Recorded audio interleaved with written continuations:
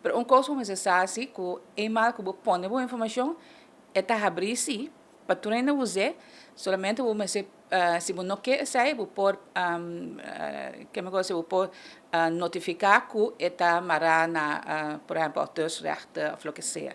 Dus vou pôr salvaguardar se o material nesse sentido aí. Dus então abrir.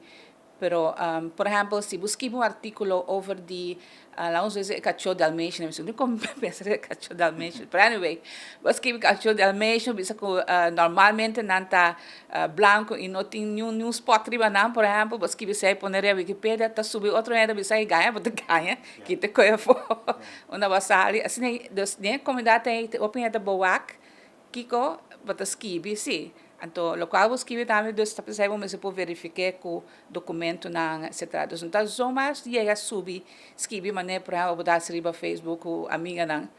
Não, isso aqui tá coisa científico assim, que dus a informação tá correto e up to date. Então, você vai mira também o cada vez, hora que o mês vai assim buscar informação, você mira que gente não quer pôr seca. Então, você mira cada vez quem também pôr seca.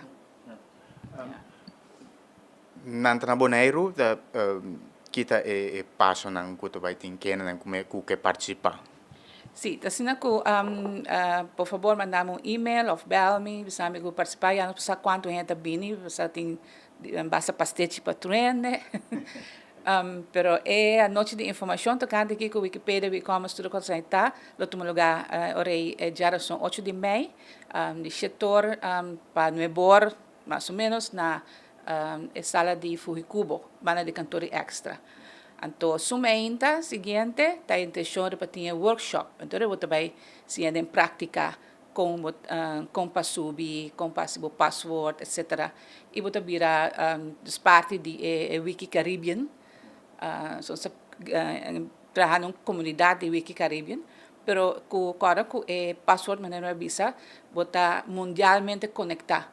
Ou para subir a tour Wikipedia, todo idioma e pôr informação. Ele me dá uma oportunidade para não godingar nem participar, para invitar a gente não godingar participar no curso de Wikipedia. Sim, é grátis, vou repetir isso aí, então, depende de quanto a gente toma contato comigo, naturalmente, eu cambiar o lugar que nós vai ter, se me tenha mais que 40 gente, por exemplo, está bem, nós busca uma sala mais grande, se interessa mais grande. Mas é importante, você chama ou e-mail, ou pode chamar-me na 565-7171, 3B9 para mim, 5999-565-7171. Então, meu e-mail está, meu número, liana-daegaus 7171@gmail.com. Então, essa hora eu vou mandar meu e-mail, então me está inscrever agora aí.